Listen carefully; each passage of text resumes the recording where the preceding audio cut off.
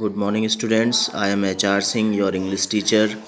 And students, today we will read our next chapter. The chapter is Walnuts and Pumpkins. अखरोट और काशी फल.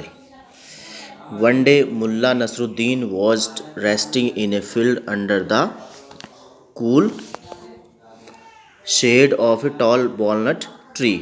एक दिन मुल्ला नसरुद्दीन, ठीक है, अपने एक ठंडे पेड़ की छाया में, बड़े से एक पेड़ था अखरोट का, उस पेड़ की ठंडी छाया में जो है अपने खेत की आराम कर रहा था. It was a very hot day, बहुत गर्मी का दिन था. And the field had many green trees, और पेड़ में बहुत सारे, खेत में बहुत सारे हरे पेड़ थे. एंड दैट ऑफर्ड शेड, जिससे क्या होती थी, मतलब जो छाया देते थे. Mulla Nasruddin was enjoying the cool breeze, Mulla Nasruddin जो है मंद ठंडी हवा का आनंद ले रहे थे. It was a perfect resting place for tired travellers, और थके हुए यात्रियों के लिए एक बहुत ही शानदार आराम करने की जगह थी.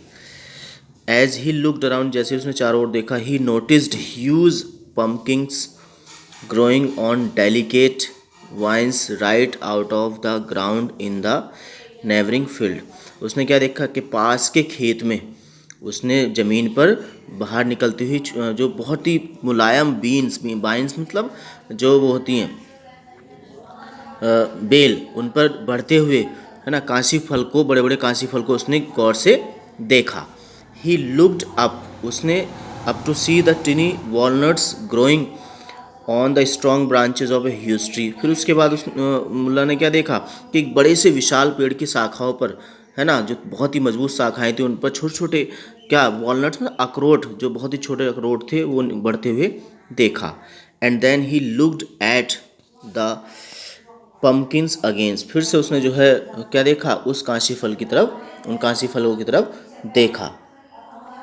How strange mother nature is, he thought, है ना, उसने सोचा कि जो प्रकृति माता है वो भी कितनी अजीब है ना. To make plum pumpkins grow on thin vines, कि इतना बड़ा जो है गोल मटोल जो कांसी फल है उन्हें एक छोटी सी पतली सी, है ना, किस पर, जो है लता पर यानी बेल पर पैदा करती है. And while little walnuts have their on impressive tree, और जबकि क्या एक छोटा सा जो वो है अखरोट, वो एक बड़े से पेड़ पर पैदा करती है.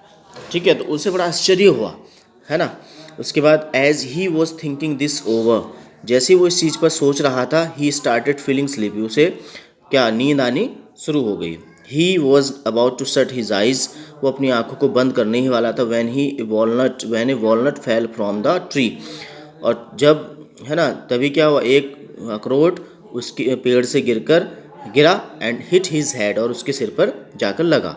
द मुल्ला रब्ड हिज शोर हेड, उसने अपने माथे को, अपने सर को बड़ी मतलब परेशानी हुई तो उसे रब किया यानी मला, है ना. Picked up the fallen walnut, और उसने उस गिरे हुए अखरोट को उठाया. And looked high up towards, है ना, the branches of walnut tree, और उसने फिर क्या देखा, उसने देखा कि ऊपर जो ऊंचा मतलब वॉलनट जो अखरोट का पेड़ था उसकी शाखाओं की तरफ, ऊपर की तरफ देखा उसने.